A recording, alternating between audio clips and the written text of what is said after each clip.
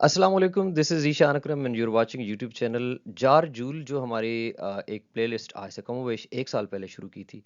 अल्हम्दुलिल्लाह आज उसकी आखिरी वीडियो है। थैंक यू वेरी मच, आप लोगों ने बहुत ज़्यादा पज़ीराई दी और आप लोगों की पज़ीराई की वजह से इस वक़्त जार जूल की जो लेक्चर्स हैं, उसमें मैं यूट्यूब पे टॉप रैंक कर रहा हूँ, which is a huge thing. So thank you very much. आप मुझे ज़ेड जसरा मेरा फेसबुक पेज है, उस पे भी आप मुझे जॉइन कर सकते हैं, इसको लाइक कीजिएगा। और उसके साथ-साथ मैंने ज़ेड जसरा लिटरेचर का भी चैनल बना दिया है, अगरचे कि अभी फ़िलहाल उस पे काम थोड़ा बहुत हुआ है, बट इंशाल्लाह फ्यूचर में लिटरेचर के ऊपर भी इसी तरह वीडियोज़ आपको मिलेंगी जैसे कि लिंग्विस्टिक्स पर मिलती हैं। सो जनाब that was a bit of introduction, तो आगे बढ़ते हैं और हम चैप्टर नंबर 17 का पार्ट 2 जो है, वो स्टार्ट करते हैं।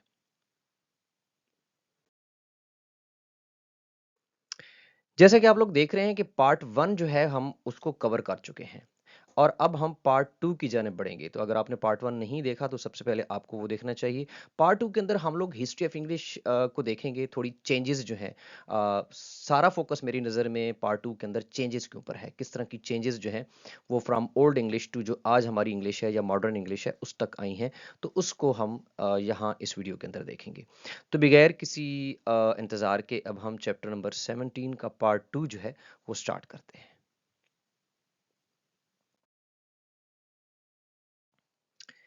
तो जनाब history of English evolution through 4 periods, सबसे पहली चीज़ जो आपको समझनी चाहिए कि इंग्लिश की जो हिस्ट्री है वो बुनियादी तौर पर हम उसको 4 जो है पीरियड्स के अंदर तकसीम कर सकते हैं। यानी सबसे पहला पीरियड जहाँ से इंग्लिश जो है आपकी स्टार्ट होती है। चलें आगे जाकर इसको मैं मज़ीद वन बाय वन भी बताऊँगा।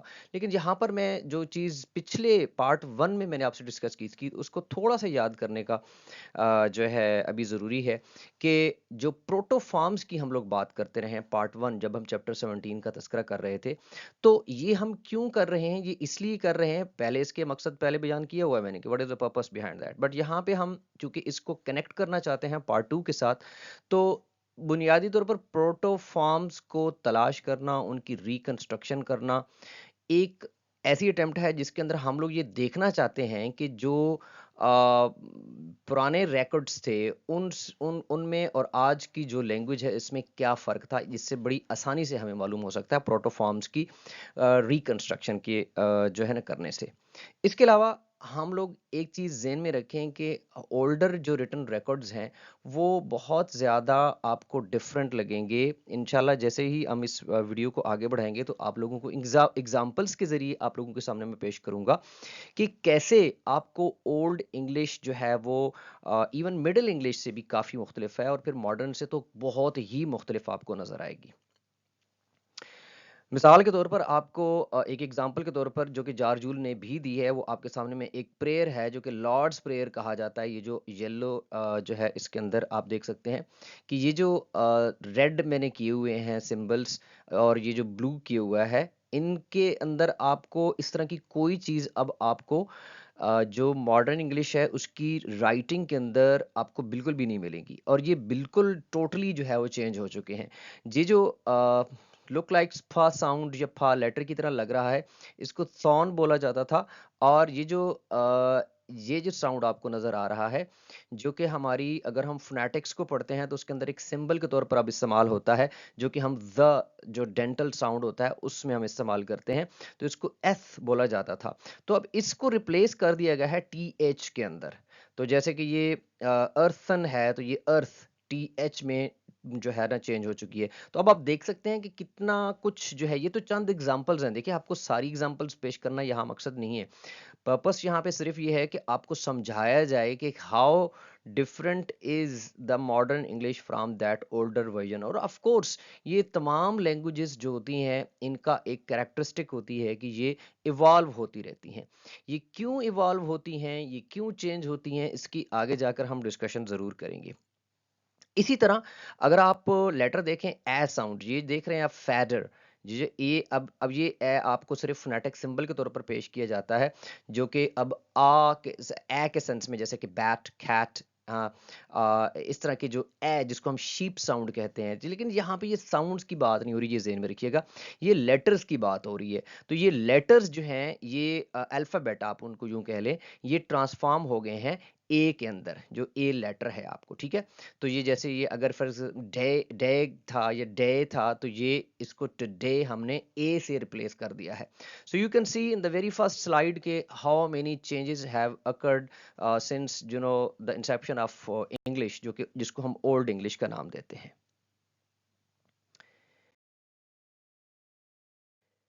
तो हमारे पास 4 डिवीज़न हो सकते हैं। एक ओल्ड इंग्लिश है जो कि 1100 से पहले की है, एक मिडल इंग्लिश है जो 1100 से लेकर 1500 तक की है, और फिर अर्ली मॉडर्न इंग्लिश हम कहेंगे, जो शेक्सपियर का दौर स्टार्ट होता है रेनेसां इंग्लिश इंग्लैंड के अंदर 15 टू 1700, और उसके बाद मॉडर्न जो है आपको 17 से बाद मिलती है, जो कि आज आप उसको कंटेम्प्रेरी इंग्लिश का नाम भी दे सकते हैं। तो सबसे पहले हम लोग ओल्ड इंग्लिश की फाउंडेशंस और उसके एवोल्यूशन के ऊपर बात करेंगे। तो जनाब, सब जो मोस्ट इंपॉर्टेंट चीज़ है वो आपको ये ज़हन में रखना है कि इसके जर्मैनिक रूट्स हैं, और ये जर्मन जो है कुछ कबाइल थे, कुछ ट्राइब्स थे, जिनको हम एंगल्स, सैक्सन्स और जूट्स के नाम से जानते हैं। तो ये वो लोग थे जो कि एक्चुअली इंग्लैंड, जहाँ पे अब इंग्लैंड है, यहाँ पे आकर आबाद हुए थे। ये जर्मैनिक जो है ट्राइब्स से, और इन्हीं से ही आगे जाकर ये जो आज हम जिसको इंग्लैंड बोलते हैं वो बना था। सो ये माइग्रेट उन्होंने किया था ब्रिटिश आइल्स की तरफ 5th सेंचुरी के अंदर, 5वीं सदी जो है उसके अंदर इन्होंने किया था।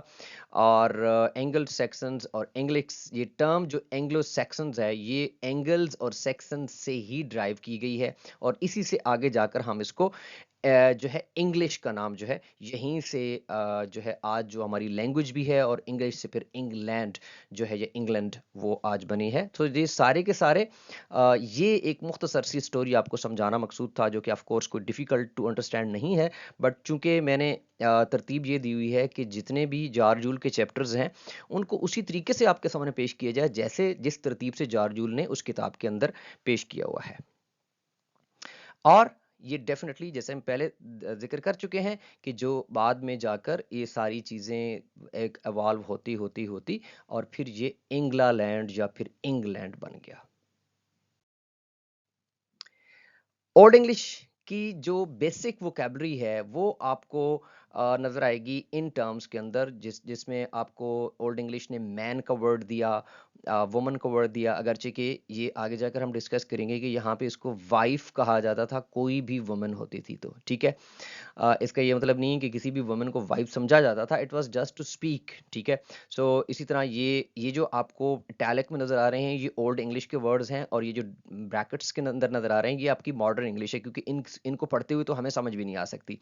तो ये कहने का मकसद ये है कि आपको जो बहुत ही बेसिक किस्म की वोकैबलरी है, जो इंसान की बेसिक नीड्स और बेसिक उसकी जो माशरती जो उसकी सोशल आप कह सकते हैं कि बाउंड्रीज हैं, उसकी जो वोकैब है आपको ओल्ड इंग्लिश से ही मिल जाती है, और मोर और लेस उसकी जो प्रोनाउंसिएशन टाइप है वो आपको तकरीबन तकरीबन मिलती जुलती आज भी नजर आई, यानी कि 5th सेंचुरी से लेकर अब जो सेंचुरी चल रही है 21st, उस तक आपको इन 19 सेंचुरीज के अंदर बहुत बड़ी चेंज नहीं दिखाई देगी, लेकिन डेफिनेटली आपको स्पेलिंग्स के अंदर जो है अच्छी खासी चेंज नजर आएगी, और किसी हद तक आप कह सकते हैं कि प्रोनाउंसिएशन के अंदर भी आपको बहुत सारी चेंजेस नजर आएंगी।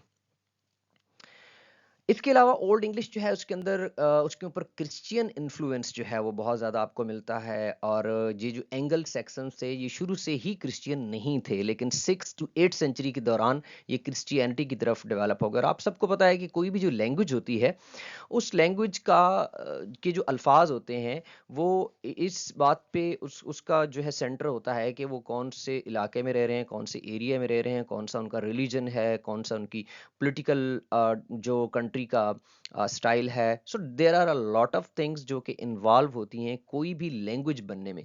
अब फर्ज करें अगर हम उर्दू की बात करता हूँ मिसाल के तौर पर, तो उर्दू के अंदर आपको जो इस्लामिक जो है कल्चर जो है उसका बहुत ज़्यादा रिप्रेजेंटेशन मिलेगी, उसकी वोकैब के अंदर आपको इस्लाम जो हमारा रिलीजन है उससे रिलेटेड बहुत ज़्यादा टर्म्स मिलेंगी। इसी तरह अगर हिंदी की बात की जाए, तो जो हिंदी रिलीजन है, मज़हब है, उसके बहुत सारे अल्फाज आपको उसके अंदर मिलेंगे। सो रिलीजन की तरफ से बहुत ज़्यादा अल्फाज जो होते हैं वो किसी भी लैंग्वेज का हिस्सा बनते हैं।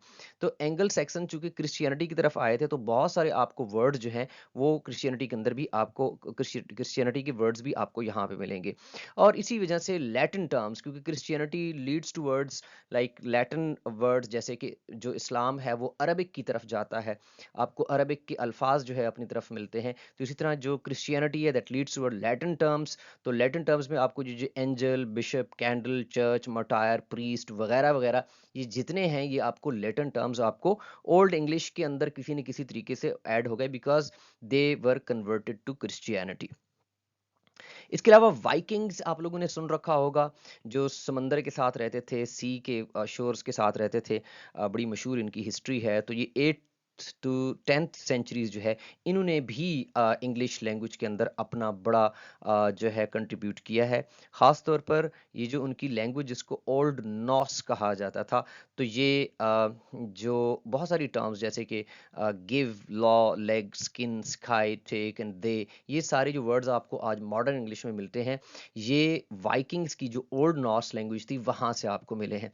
अब अगर कोई बंदा सोच रहा है कि ये इनको हमने कैसे तैयार करना है, तो जवाब ये है कि जनाब, अगर आपका क्वेश्चन आ जाता है कि इंग्लिश लैंग्वेज जो है वो ओल्ड इंग्लिश से मॉडर्न इंग्लिश तक कैसे इवॉल्व हुई, how did it evolve from old English to modern English, तो आपको सबसे पहले ओल्ड इंग्लिश की इन फाउंडेशंस और एवोल्यूशंस और इन कैरेक्टरिस्टिक्स का तज़किरा करना पड़ेगा। साफ ज़ाहिर है कि जब मैं एक स्लाइड बना रहा होता हूँ तो स्लाइड के ऊपर मैं इतना लंबा चौड़ा नहीं डिस्कस करता, यानी लिखता। तो आपको तो मेरी जो एक्सप्लेनेशन है उसको भी सुनना है, और ये जो आपको स्लाइड्स आपको यहाँ पे मिल रही हैं, इनको भी आपने साफ ज़ाहिर है कॉपी पेस्ट कर सकते हैं, आप इनको याद कर सकते हैं, क्रैम कर सकते हैं, but definitely without understanding the concept आपको याद करना कोई मकसद नहीं रहेगा।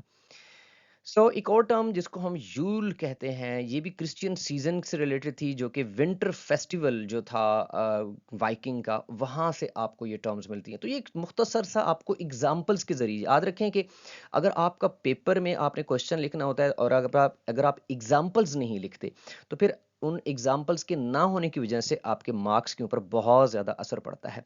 और सबसे इंपॉर्टेंट बात यह है कि अगर आप ओल्ड इंग्लिश की एग्जांपल्स दे रहे हैं, तो भाई उस ओल्ड इंग्लिश वाली, प्रॉपर ओल्ड इंग्लिश वाली ही एग्जांपल देनी चाहिए। जैसे आपको ये नज़र आ रहा है कि हाउस मॉडर्न इंग्लिश में HOUSE में लिखा जाता है, लेकिन ओल्ड इंग्लिश में HUS और यू के ऊपर एक डैश लगी हुई है। तो यही आपको पेश करना है अगर आपने पेपर में लिखना है, कि आपने ओल्ड फॉर्म भी बतानी है और उसके ब्रैकेट में आपने मॉडर्न जो उसका फॉर्म है वो भी आपने बतानी है, सो दैट कि आपका जो पेपर चेक करने वाला है वो इस चीज़ से बहुत इंप्रेस हो और आपको अच्छे मार्क्स दे। अब आती है बारी मिडल इंग्लिश की। ओल्ड इंग्लिश पर हम अच्छा खासा डिस्कस कर चुके हैं। तो यहाँ पे हम मिडल इंग्लिश के अंदर ट्रांजिशंस और लिंग्विस्टिक्स शिफ्ट्स को तज़किरा करेंगे कि जो नॉर्मन फ्रेंच अराइवल था 1066, बैटल ऑफ हेस्टिंग, जिसको हम मशहूर है बैटल ऑफ हेस्टिंग से। यहाँ से क्या हुआ कि फ्रेंच जो थे उन्होंने हमला किया और दे दे दे वन द वॉर, और वहाँ से आप यूं कह सकते हैं कि इंग्लैंड के ऊपर फ्रेंच जो थे उनकी हुक्मरानी का आगाज़ हुआ, और इसी वजह से आपको बहुत ज़्यादा असर जो है वो मिलेगा, बहुत ज़्यादा इम्पैक्ट मिलेगा फ्रेंच लैंग्वेज का इस पर्टिकुलर मिडिल इंग्लिश के अंदर। और इसी वजह से जो मॉडर्न इंग्लिश है उसके अंदर भी आपको फ्रेंच जो लैंग्वेज है उसके बहुत सारे अल्फाज आपको आज की इंग्लिश में भी मिलते हैं। And that is one of the reasons, जो इस अराइवल जो 1066 में हुआ था उसकी वजह से आज तक उसका असर मौजूद है। जी, एंड होती है ओल्ड इंग्लिश और स्टार्ट होती है मिडिल इंग्लिश। तो इसको हम नॉर्मन फ्रेंच रूल कहेंगे। और ये जैसा कि मैंने पहले बताया कि हेस्टिंग्स के बैटल ऑफ हेस्टिंग्स जो है वहाँ पे हुआ था, और ये रूलिंग क्लास की लैंग्वेज बन गई।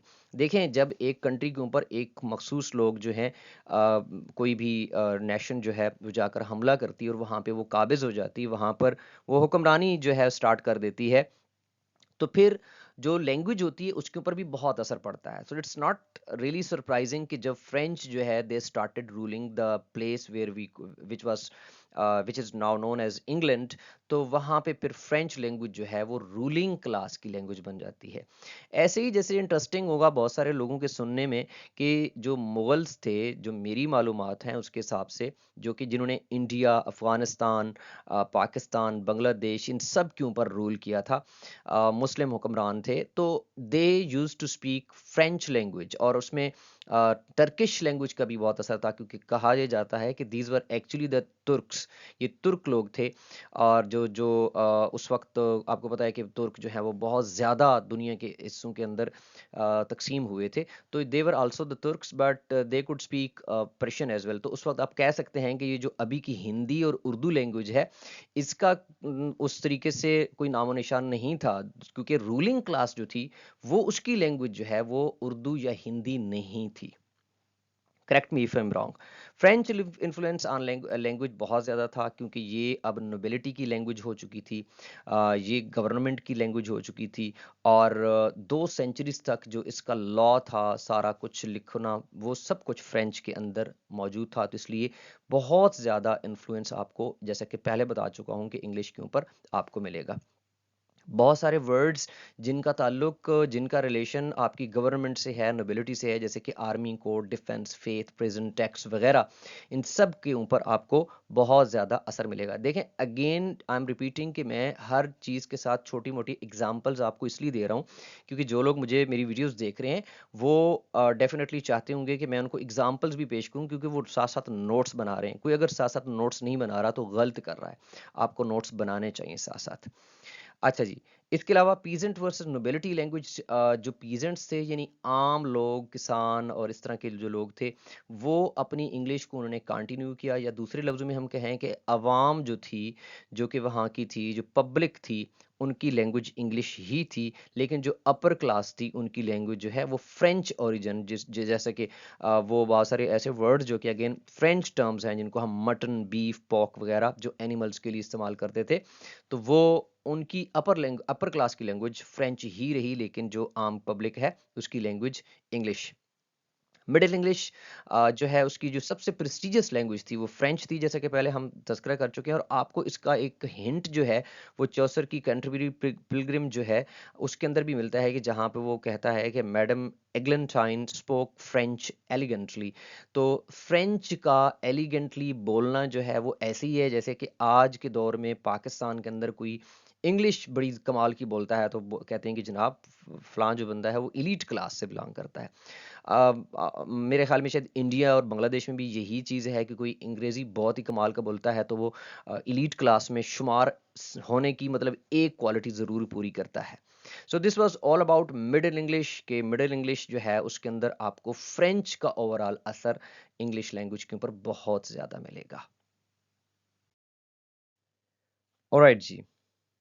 सो लेटर जो 14th सेंचुरी की मिडिल इंग्लिश है, वो आपको सबसे बेस्ट एग्जांपल्स जो मिलती है वो आपको चौसर के वर्क से मिलती है, और ख़ास तौर पर जो prologue to the contributory tales है वो उसकी रिप्रेजेंटेशन है कि मिडिल इंग्लिश कैसे बोली जाती थी। और इसीलिए कहा जाता है कि literature is a reflection of society.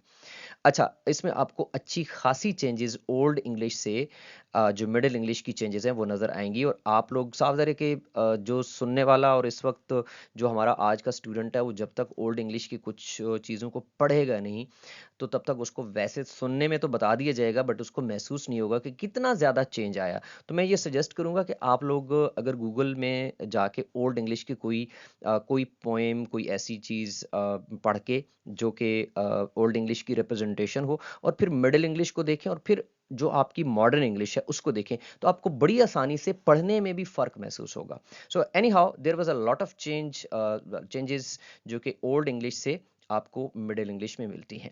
जो सबसे अहम चीज़ है वो आपको ग्रेट वावल शिफ्ट मिलता है, इसको ग्रेट वावल शिफ्ट कहा जाता है। यानी 14th सेंचुरी से लेकर 16th सेंचुरी तक आपको ये वाली शिफ्ट बहुत ज़्यादा एविडेंट मिलेगी।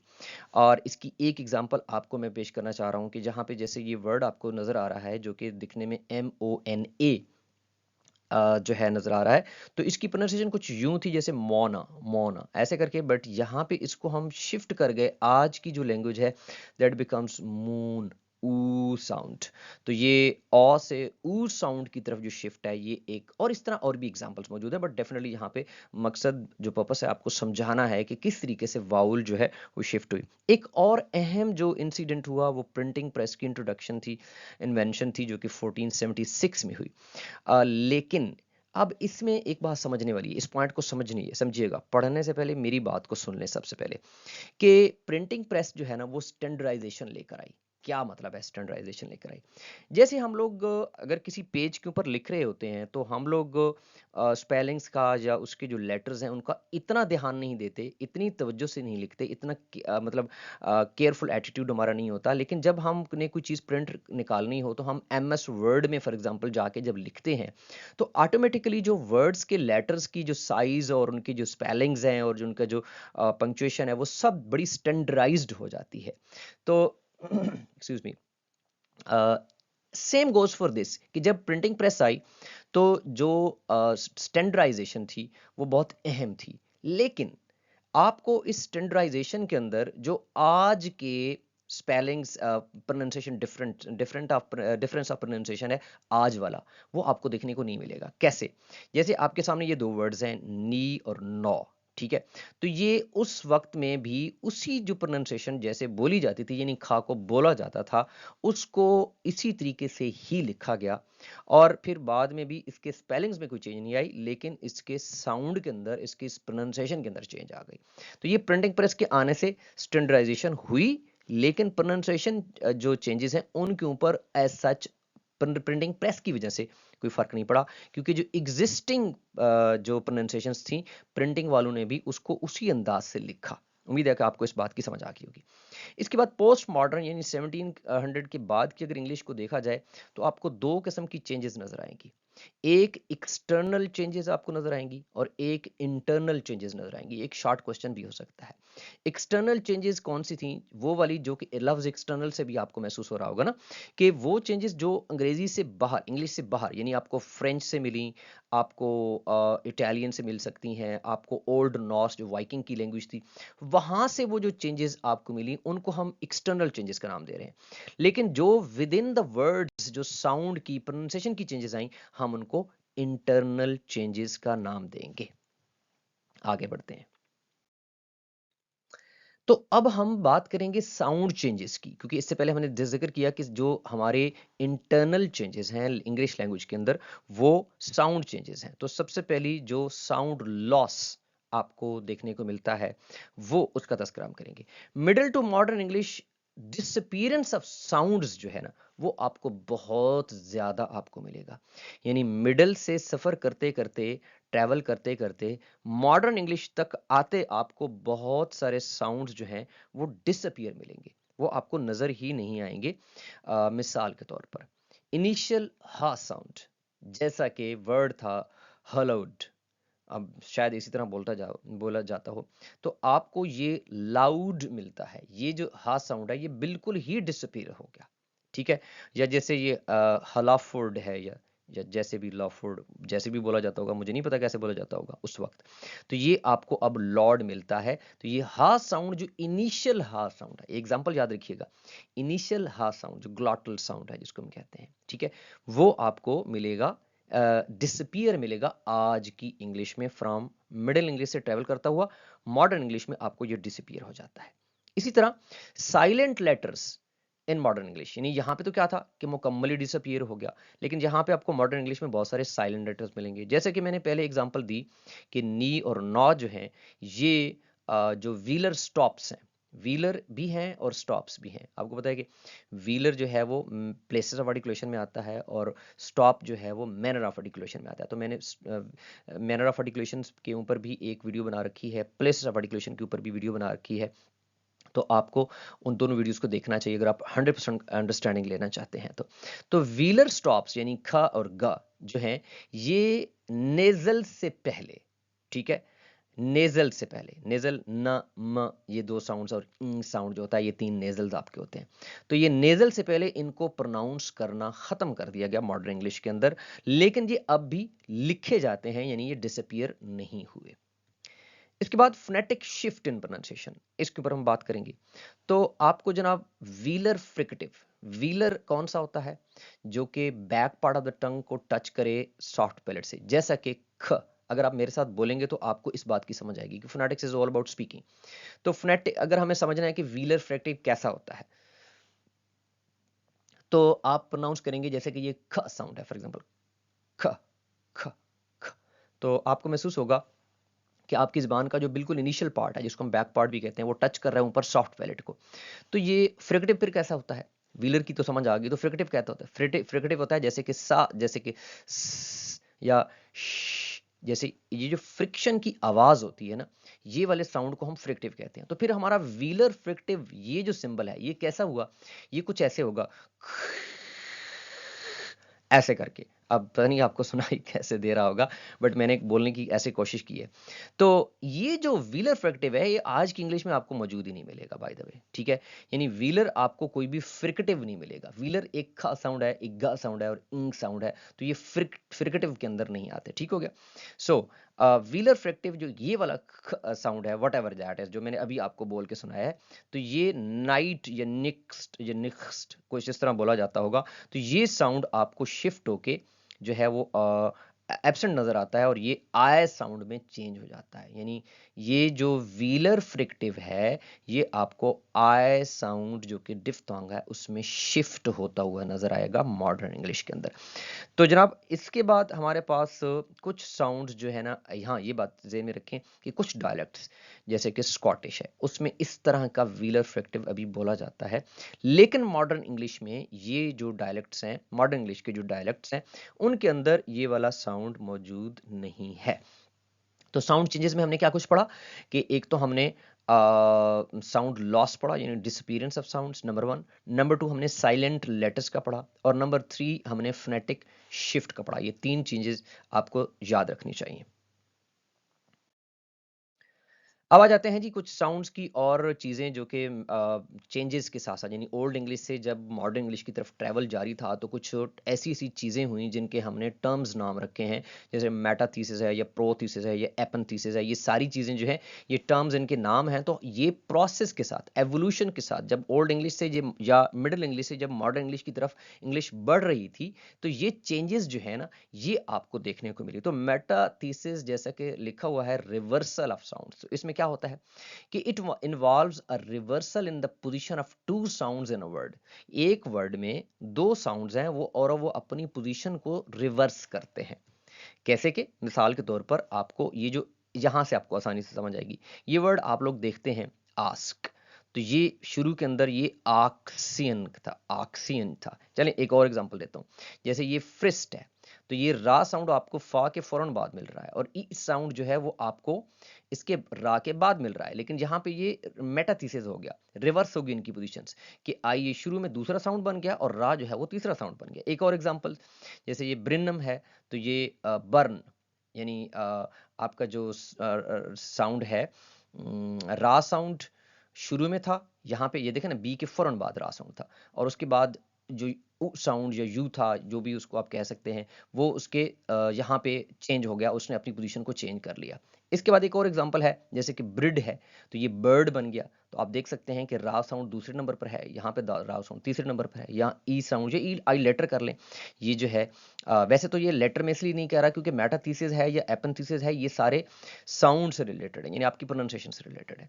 तो ये जनाब कुछ और भी हैं, जैसे हॉर्स है, हॉर्स है। तो ये मेटाथीसिस का कॉन्सेप्ट आपको उम्मीद है कि समझ आ गया होगा कि साउंड्स जो हैं वो अपनी पोजीशन को चेंज करते हैं, रिवर्स करते हैं।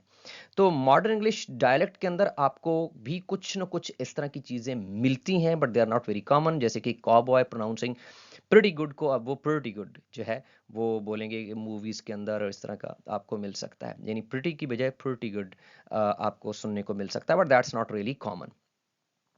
कुछ अमेरिकन डायलेक्ट्स के अंदर आपको अभी भी आक्स जो है मिलेगा आस की बजाय, यानी खा साउंड जो है वो पहले आ रहा है और सा साउंड बाद में आ रहा है। तो ये कुछ ना कुछ आपको मिलेगा। इसके अलावा अब ये बहुत इंटरेस्टिंग है, नॉन एडजॉइनिंग साउंड मेटाथीसिस।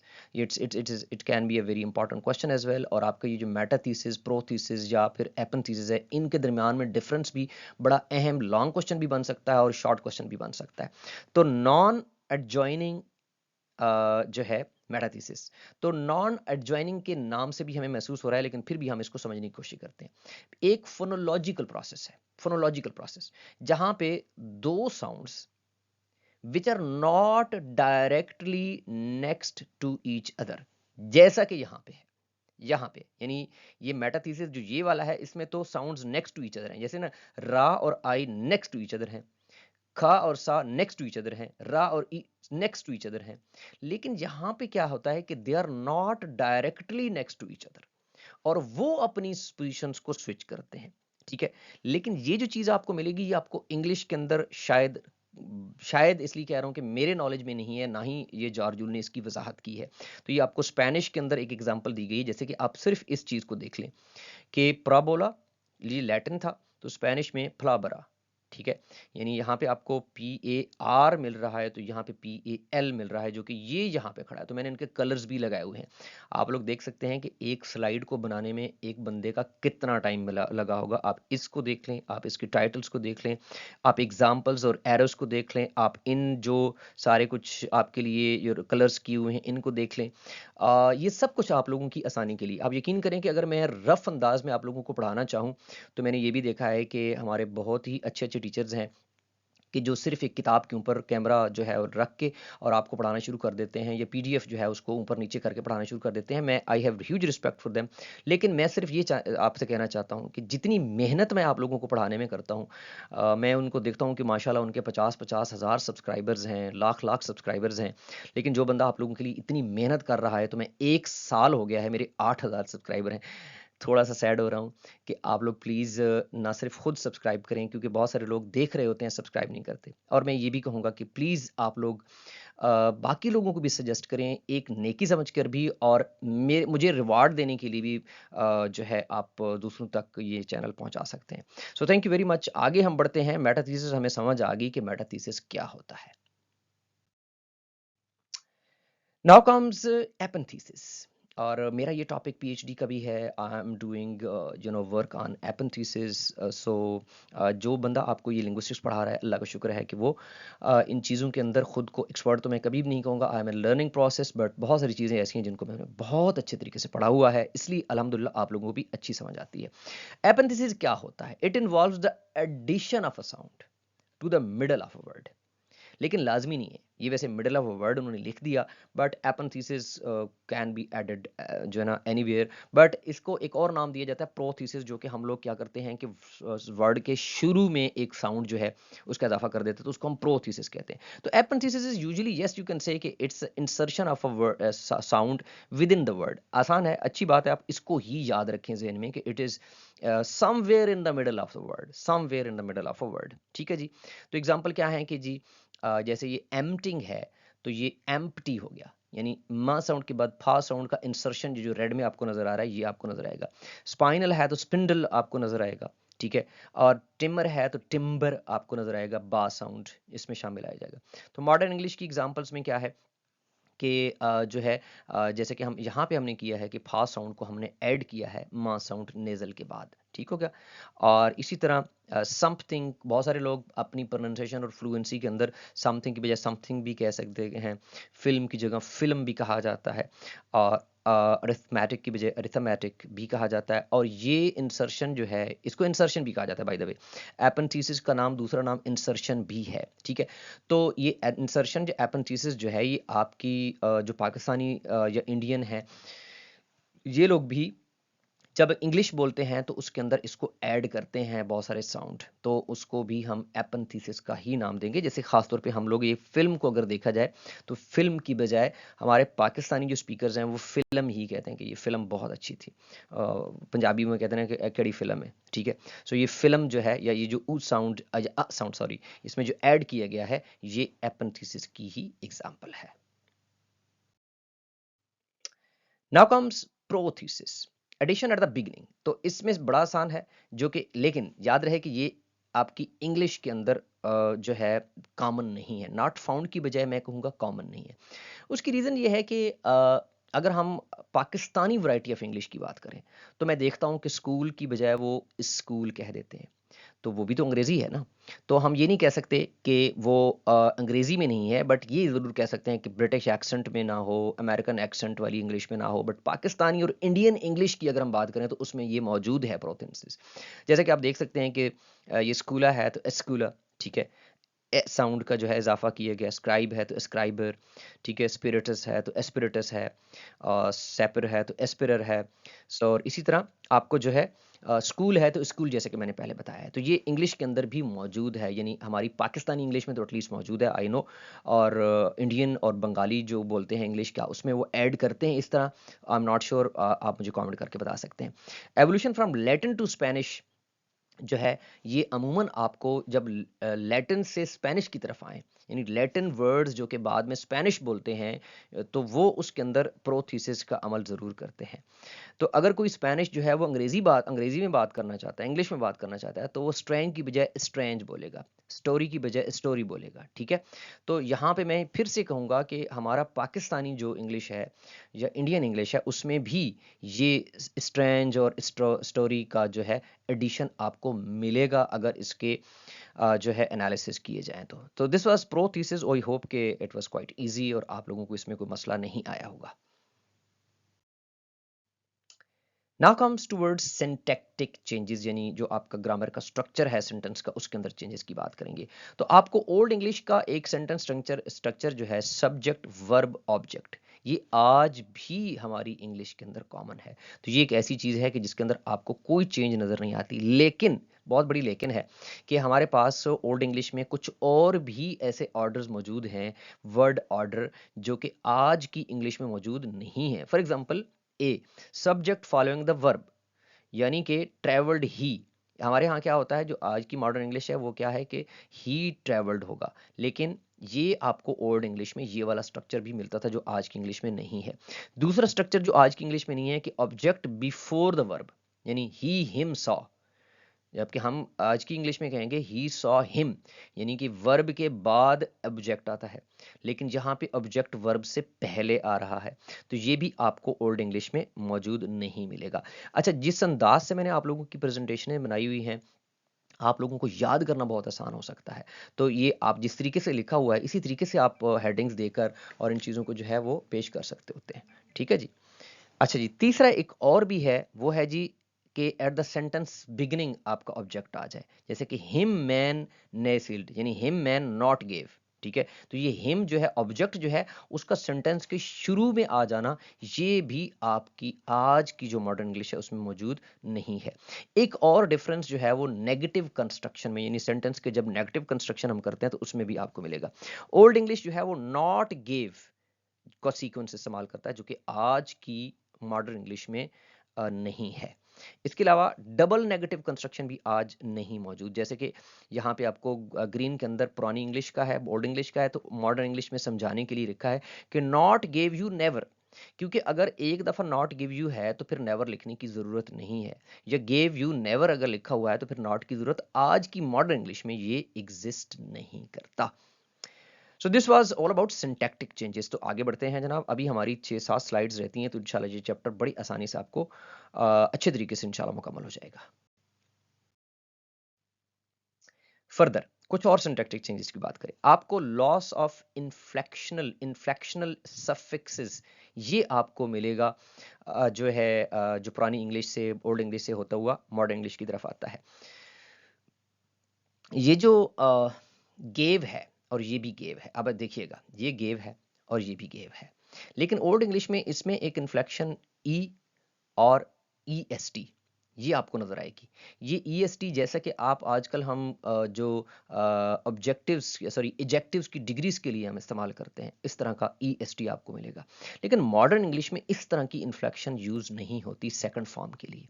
हालांकि ये दोनों सेकंड फॉर्म है, बट यहाँ पे आपको इस तरह की इन्फ्लेक्शन, जो ओल्ड इंग्लिश में ये ई का इजाफा और यहाँ ई एस टी का इजाफा, ये देख सकते हैं ना, S E A L D ये बुनियादी वर्ड है और उसके बाद ई का इजाफा है, यहाँ पे S E A L D के बाद ई एस टी का इजाफा है। तो इस वर्ड सेम है, बट उन्होंने इसके अंदर इन्फ्लेक्शंस अपनी मीनिंग्स के हिसाब से रखी हुई थी, जो कि अब आपको मौजूद नहीं मिलती मॉडर्न इंग्लिश के अंदर। इसी तरह जी एग्जैक्टली, तो ये सेम बात है कि आज की जो इंग्लिश है उसके अंदर, यानी इसके अंदर यही बात डिस्कस करने वाली थी, कोई लंबी चौड़ी नहीं थी, कि ये पॉइंट आप जेहन में रख लें कि लॉस ऑफ इन्फ्लेक्शनल सफिक्सेस, और इसमें यही एग्जांपल ही याद कर लें, आपको कोई अपनी तरफ से एग्जांपल्स बनाने की जरूरत नहीं है। सिंटैक्टिक चेंजेस के बाद, साउंड चेंजेस के बाद अब हम बात करने लगे हैं सिमेंटिक चेंजेस का। और आपको याद दिलाता चलूं कि हम डिस्कस ये करने लगे हैं कि मैंने पहले बताया था कि ये पार्ट 2 है, इसके अंदर कंप्लीट आप चेंजेस का ही, यानी evolution from old English to modern English to middle English to modern English हम तस्करा कर रहे हैं। तो अब हम सिमेंटिक चेंजेस की बात करते हैं।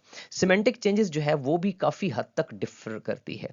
आपको बहुत सारे borrowed वर्ड्स मिलेंगे जो कि ओल्ड इंग्लिश में मौजूद नहीं थे पहले, और अब आपको बहुत ज़्यादा वर्ड जो है ना वर्ड्स मिलेंगे।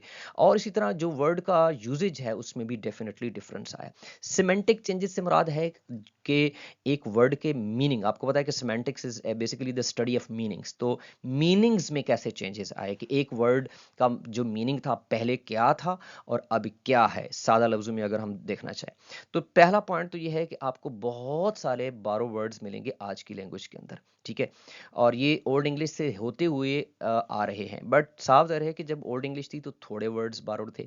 आज जबकि आपको पता है कि जर्मन कबाइल आए, उसके बाद आपको बैटल ऑफ हेस्टिंग में फ्रेंच जो है वो रूल आया, और फिर उसके बाद फ्रेंच के अलावा और भी लोग, जैसे कि आज की जो इंग्लैंड है उसमें पूरी दुनिया से लोग आए हुए हैं। और इस वक्त तो शायद यूके एक ऐसा खित्ता है, दुनिया का एक ऐसा रीजन है कि जहाँ पर बाहर की दुनिया से सबसे ज़्यादा लोग आए होते हैं। तो इसलिए उनका असर आज भी उनकी लैंग्वेज पर पड़ रहा है। जैसे हमारे एक बड़ा मशहूर मारूफ हमारे यहाँ पे एक पाकिस्तान के अंदर एक किरदार था, जिसने जो basically I would say notorious था। आजकल सुना है कि वो बड़ा बीमार है, अल्लाह ताला उनको सेहत दे, गुल्लू भट्ट के नाम से। तो वो गुल्लू भट्ट ने एक दफ़ा एक ड्रामा किया था पाकिस्तान के अंदर। तो उसकी उसकी जो बदमाशी थी, उसका जो तरीकाकार था लोगों को मारने का, गाड़ियां तोड़ने का, तो उसके उस एटीट्यूड को जो है, उस वर्ड को, गुल्लू को और गुल्लुएशली उसको ऐड कर दिया गया। And then there was a very strange word for me कि जनाना एक वर्ड है जो हमारी उर्दू के अंदर है, तो इसको इंग्लिश डिक्शनरी में शामिल किया गया। फिर एक वर्ड ज़मींदार है जो कि प्योरली उर्दू वर्ड है, इसको भी जो है इंग्लिश की वर्ड डिक्शनरी में शामिल किया गया। तो there are a lot of borrow words. और ये एक बात ये भी बताता चलूँ कि कोई भी लैंग्वेज जितनी ज़्यादा दूसरी लैंग्वेजेस के वर्ड्स को बारो करती है, वो अपनी लैंग्वेज, अपनी जो ज़िंदगी है, अपनी जो लाइफ है उसको बढ़ाती है। बहुत सारे लोग समझते हैं कि जनाब बाहर के वर्ड्स को जो है वो ना इस्तेमाल किया जाए। ये बड़ी एक अजीब सी बात है कि उर्दू के अंदर अगर कोई इंग्लिश के वर्ड्स इस्तेमाल कर रहा होता है तो लोग कहते हैं कि नहीं जी, हम उर्दू लैंग्वेज में और वर्ड्स नहीं आने चाहिए, प्योर उर्दू बोलनी चाहिए। तो ये एक्चुअली इस तरह की जो लैंग्वेजेस जो बाहर के इन्फ्लुएंसेस को एक्सेप्ट नहीं करती, वो क्या होती हैं, वो एक दिन आता है कि वो डेड हो जाती हैं। सो एनी हाउ, हमारा टॉपिक ये नहीं था, हम बात कर रहे थे कि बहुत सारे बोरोड वर्ड्स जो हैं आपको मिलते हैं। सो इसकी वजह से आपकी जो वोकैबरी है वो बहुत डाइवर्स हो जाती है और इनरिच्ड हो जाती है। सो कुछ ऐसे वर्ड्स भी हैं जो इनका इस्तेमाल अब आपको नहीं मिलेगा, जैसे कि ये एक एग्जांपल है कि ये जो फाइन है वर्ड, ये थ्रस्ट फॉर स्वॉर्ड के सेंस में इस्तेमाल होता था, ठीक है। और वर जो है ओल्ड इंग्लिश मैन के लिए इस्तेमाल होता था, ठीक है। ये जो वर है, ये जो आज हम बतौर हेल्पिंग वर्ब इस्तेमाल करते हैं, जैसे कि दे वर गोइंग, वो जा रहे थे, तो ये वाला वर्ड जो है ये मैन के सेंस में इस्तेमाल होता था। तो आप देख सकते हैं कि कितना अब चेंज आ चुका है उन वर्ड्स के मीनिंग के अंदर। हाँ, अभी ये वर्ड इस्तेमाल नहीं है, लेकिन ये जॉर्ज जूल ये कहता है कि हॉरर फिल्म्स के अंदर अभी ये वर वुल्फ के सेंस में इस्तेमाल होता है। एक ऐसा आदमी जो कि शायद उसको डरावना सा पेश करके वो दिखाना चाह रहे होते हैं। तो वर जो है वो मैन के सेंस में इस्तेमाल होता था, जो कि अब इस्तेमाल नहीं होता। और इसी तरह कुछ एक्सप्रेशंस जैसे कि लो, वेरीली, इगेग्ड, ये आपको आज के जो मॉडर्न इंग्लिश है उसमें नहीं मिलेंगे, ये एब्सलीट हो चुके हैं, ये खत्म हो चुके हैं, ठीक हो गया। और कुछ वर्ड्स लाइक बर्था, एगबर्ट, यानी ये जो नाम थे, आपको नाम भी पुराने नहीं मिलेंगे। परसिवल, इस तरह के नेम्स, ये वो नेम्स हैं जो कि अब नेम्स भी आपको नहीं मिलेंगे, अब आपको नेम्स भी मॉडर्न मिलेंगे। तो ये सिमेंटिक चेंजेस हैं जो कि आपके सामने पेश की गई, कि जो पुरानी इंग्लिश में थे और आज की मॉडर्न इंग्लिश में मौजूद नहीं है। सिमेंटिक मीनिंग्स के अंदर अगर सिमेंटिक की चेंजेस में करें तो एक बड़ा इंटरेस्टिंग स्टडी है ब्रॉडनिंग ऑफ मीनिंग, यानी एक वर्ड जो कि स्पेसिफिक किसी मकसद के लिए इस्तेमाल होता था, उसकी बड़ी मीनिंग स्पेसिफिक थी, उसका बड़ा नैरो किस्म का, थोड़े से महदूद उसका जो है दायरा था, उसका जो है ना बाउंड्री थी, अब वो ब्रॉडर सेंस में इस्तेमाल होता है। फॉर एग्जांपल, जो हॉलीडे था, ये महज एक रिलीजियस, एक मजहबी डे के सेंस में इस्तेमाल किया जाता था। लेकिन आज आपको पता है कि हॉलीडे जो है वो किसी भी किस्म की छुट्टी, ब्रेक के सेंस में इस्तेमाल होता है। तो आप देख सकते हैं कि पहले ये एक बिल्कुल स्पेसिफिक इसका मीनिंग था, तो इसको मैंने रेड किया हुआ है कि स्पेसिफिक मीनिंग, ये स्पेसिफिक मीनिंग है, और ये ब्रॉडर है तो ये ब्रॉडर है, ठीक है। तो ये ब्रॉडर मीनिंग में इस्तेमाल होता है। इसी तरह कुछ और चीज़ें भी आपको मिलेंगी कि जो ब्रॉडनिंग ऑफ सेंस में इस्तेमाल होता है, जैसे कि ये लूफिक है, ये लिविंग के सेंस में इस्तेमाल होता था, ठीक है। और ये अब कुछ और मीनिंग्स में इस्तेमाल हो रहा है, जो कि वंडरफुल, यानी कि आप जब इसको सेंटेंस में इस्तेमाल करते हैं तो लिविंग जो है महज उस एक को जो उसका बहुत ही स्पेसिफिक दायरा था मीनिंग का, उसमें नहीं रहता, बल्कि इसके डिफरेंट मीनिंग भी आपको मिलेंगे। यानी आप लोग बहुत दफ़ा सुन रखा होगा कि एक वर्ड के डिफरेंट मीनिंग्स आपको मिलते हैं। ये जो आप बात करते हैं ना कि एक वर्ड के डिफरेंट मीनिंग्स हो सकते हैं, कॉन्टेक्स्ट के हिसाब से हो सकते हैं, असल में यही आप पॉइंट डिस्कस कर रहे होते हैं, ब्रॉडनिंग ऑफ मीनिंग। वो बड़ी मशहूर एग्जांपल देता हूँ मैं कि आपको पता है कि पोएम एक है लेजर के नाम से, बाय विलियम डेविस। तो उसके अंदर जो है वो कहता है कि what is this life full of care. तो अगर हम इसका लफ्ज़ी तर्जमा करें तो देखने में ऐसे ऐसे लगेगा जैसे हम कह रहे हैं कि जी ये ज़िंदगी कैसी है कि अगर उसमें बहुत ज़्यादा केयर हो। अब केयर जो है अमूमी तौर पर तो हम इसका जो बहुत ही स्पेसिफिक मीनिंग आता है कि किसी चीज़ की हिफाजत करना, ध्यान रखना। बट केयर जो है वो परेशानी के सेंस में भी इस्तेमाल हो सकता है, परेशानी, मुसीबतें, उस सेंस में भी इस्तेमाल हो सकता है। तो मीनिंग्स जो हैं वो ब्रॉडर होता हो जाते हैं वक्त के साथ साथ। तो ओल्ड इंग्लिश में जो वर्ड्स किसी स्पेसिफिक मीनिंग के लिए इस्तेमाल होते थे, आज उनका बहुत ही ब्रॉडर मीनिंग है। अच्छा जी, एक और जैसे कि डॉग वर्ड है, ठीक है। ये अब तमाम किस्म की जो डॉग की ब्रीड्स हैं किसमें उनके लिए इस्तेमाल होता है, यानी चाहे कुत्ता किसी भी नस्ल का हो उसके लिए डॉग ही इस्तेमाल होगा। लेकिन ओल्ड इंग्लिश में डॉग का कुछ इस तरह का जो वर्ड था वो स्पेसिफिक किसी एक ब्रीड के लिए इस्तेमाल होता था, किसी एक नस्ल के लिए इस्तेमाल होता था। लेकिन आज किसी भी नस्ल का जो कुत्ता है उसके लिए वर्ड डॉग ही इस्तेमाल होगा, यानी मीनिंग क्या हो गया, ब्रॉड हो गया। अब इसी के उलट जो है ना, ब्रॉडनिंग में जो है कि स्पेसिफिक टू ब्रॉडर हो गया, तो ब्रॉडर से स्पेसिफिक भी कुछ मीनिंग्स हुए हैं, ठीक है जी। तो यहां तक आपको इस चीज की समझ आ गई होगी उम्मीद है। तो जैसे कि आप देख सकते हैं नैरोइंग ऑफ मीनिंग, तो नैरोइंग ऑफ मीनिंग में क्या था कि ब्रॉडर से स्पेसिफिक, हमने इससे पहले ब्रॉडरिंग ऑफ मीनिंग पढ़ा कि ब्रॉडर से सॉरी स्पेसिफिक से ब्रॉडर, लेकिन यहां पर क्या हुआ, नैरोइंग हो गई। तो नैरोइंग के अंदर हम क्या देखते हैं, नैरोइंग के अंदर आपको एग्जांपल्स जो है मिलेंगी कि जैसे एक वर्ड था हंड, हंड, तो ये किसी भी डॉग के लिए इस्तेमाल होता था। लेकिन अब हाउंड जो है वो स्पेसिफिक ब्रीड के लिए इस्तेमाल होता है, शायद जो शिकारी कुत्ते होते हैं उनके लिए इस्तेमाल होता है। तो यहाँ पे आप देख सकते हैं कि पहले ये इसका मीनिंग ब्रॉडर था और अब ये मीनिंग स्पेसिफिक हो गया। इसी तरह जो ओल्ड इंग्लिश का वर्ड है मीटे, मीट, क्योंकि मीटे मैंने इसलिए पढ़ा कि पुरानी दौर में ई को बोला जाता था, जो लास्ट ई है। तो ये किसी भी किस्म की फूड के लिए इस्तेमाल होता था। लेकिन अब जो मीट है वो आपको पता है कि वो स्पेसिफिक टाइप और गोश्त के लिए इस्तेमाल होता है। तो यहाँ हम क्या पढ़ रहे हैं कि ब्रॉडर मीनिंग से जो स्पेसिफिक मीनिंग की तरफ सफर है वो भी तय हुआ है। ऐसा नहीं है कि ब्रॉडनिंग ऑफ मीनिंग हुआ है, बल्कि नैरोइंग ऑफ मीनिंग भी हुआ है ओल्ड इंग्लिश से। इसी तरह एप्लीकेशन की शिफ्ट भी हुई, यानी कि एक वर्ड जो वाइफ था वो किसी भी किस्म की वुमन के लिए इस्तेमाल किया जाता था, लेकिन अब जो है वो सिर्फ मैरिड वुमेन, और वो भी भाईजान अपने वाली, ठीक है, उसके लिए इस्तेमाल होता है। ये नहीं हो सकता कि आप किसी भी और मैरिड वुमेन को भी कहें कि शी इज़ वाइफ, ठीक है, हाँ, या किसी और की वाइफ होगी, ध्यान से। ओके जी, सो ये यहाँ तक आपको समझ आ गई होगी। अच्छा, नैरोइंग की अगर हम बात करें तो इसमें एक और किस्म की नैरोइंग भी हुई है।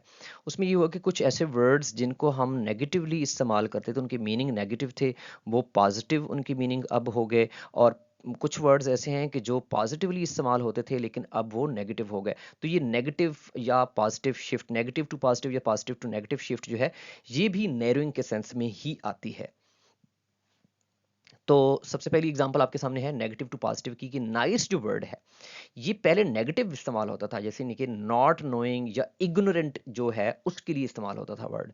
लेकिन आज आपको भी पता है कि जो वर्ड नाइस है उसके मीनिंग बहुत पॉजिटिव सेंस में इस्तेमाल होते हैं। इसी तरह आपको जो है नेगेटिव टू पॉजिटिव जो है एक और सॉरी पॉजिटिव टू नेगेटिव एक और एग्जांपल मिलती है कि नोटोरियस जो वर्ड था ये वाइडली नोन के सेंस में इस्तेमाल होता था।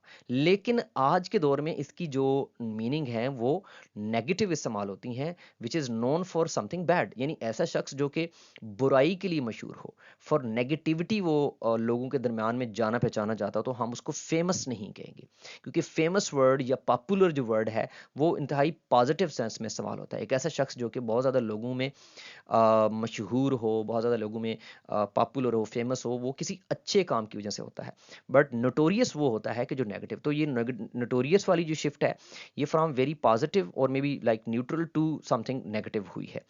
इसी तरह जो वल्गर है ये पहले ऑर्डिनरी के सेंस में इस्तेमाल होता था, तो ये इसका मीनिंग हम पॉजिटिव या नेगेटिव तो नहीं कह सकते, बट ये ज़रूर है कि पहले एटलीस्ट ये किसी नेगेटिव के लिए इस्तेमाल नहीं होता था।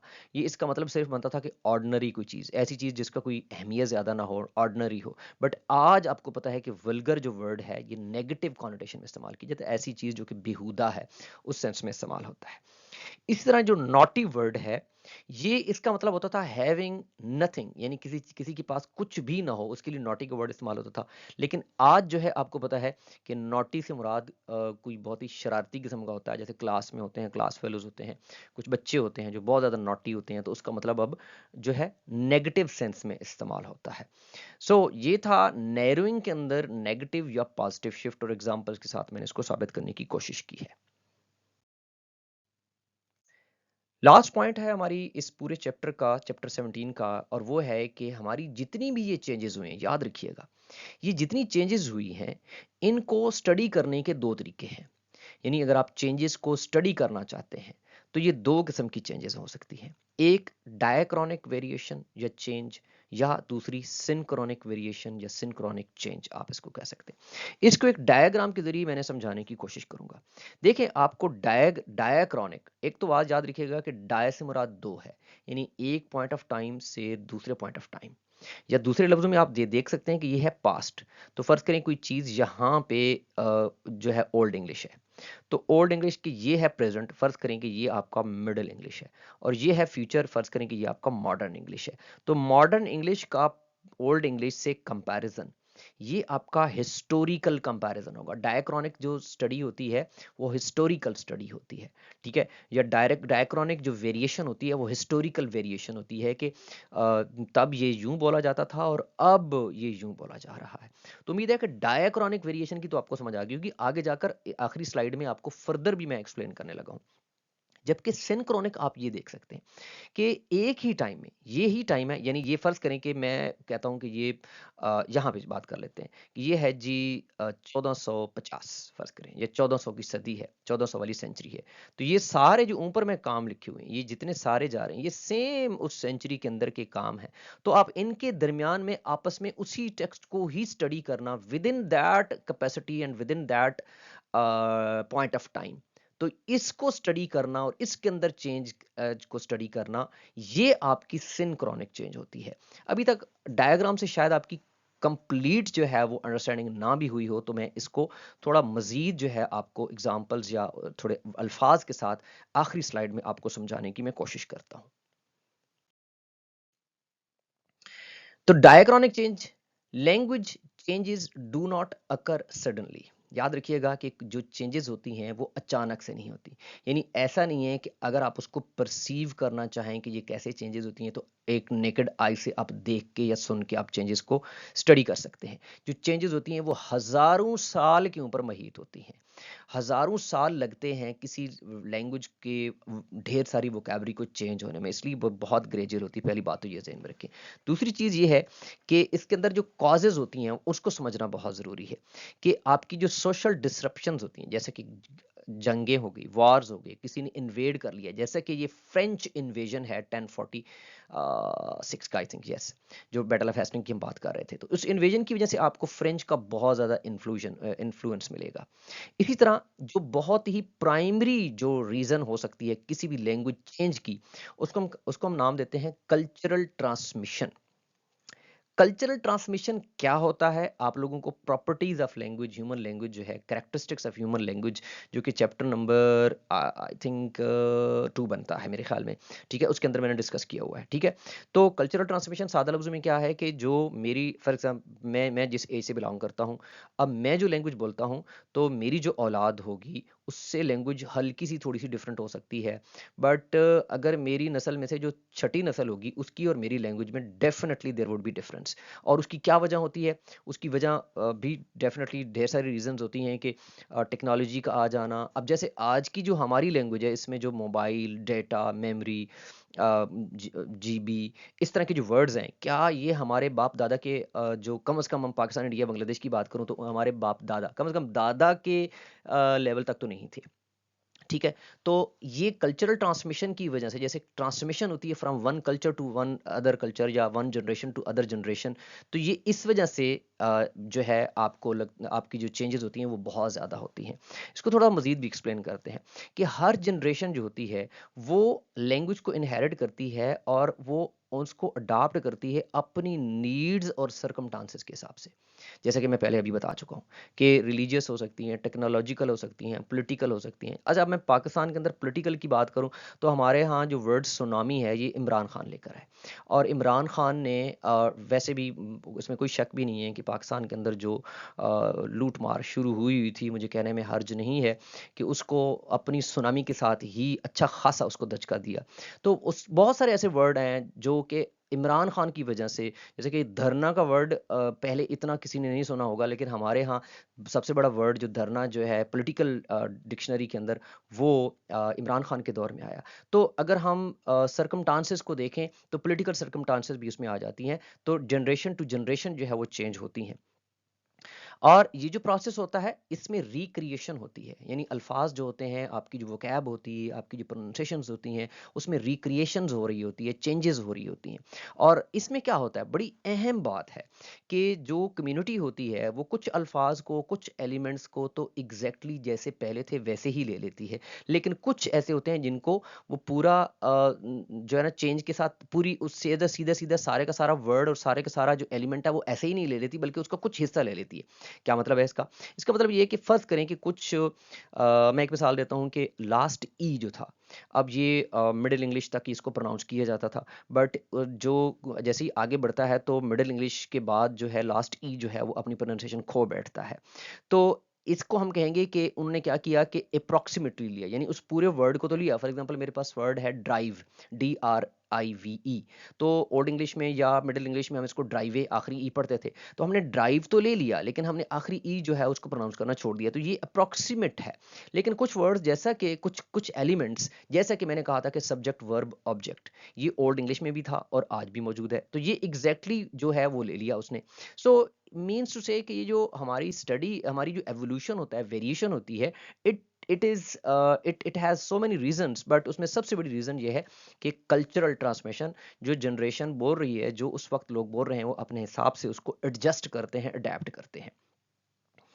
और इसमें ये भी एक वजह है कि desire to be different. Exactly आज के दौर में अगर हम देखा जाए तो जो नई जनरेशन है, they want to be different, और वो नए नए अल्फाज इजाद करने की कोशिश करते हैं, नए नए तरीके बात करने की कोशिश करते हैं, ठीक है? और उस वजह से भी आपको जो पुराने दौर की जो लैंग्वेज होती है और नए दौर की लैंग्वेज में डिफरेंस आपको नजर आएगा। Oh God, this is the last explanation of more than 1 year of Jarjul's explanation.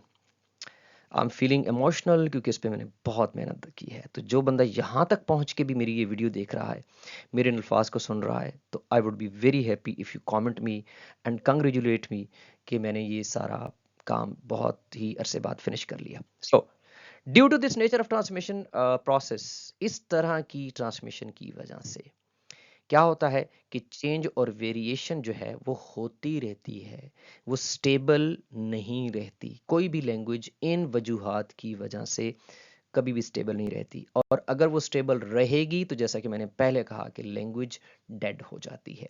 Language को अगर जिंदा रहना है तो इट इज़ वेरी इंपॉर्टेंट कि लैंग्वेज जो है वो अपने अंदर चेंजेस लाती रहे। So thank you very much for listening to me. Allah हाफिज़।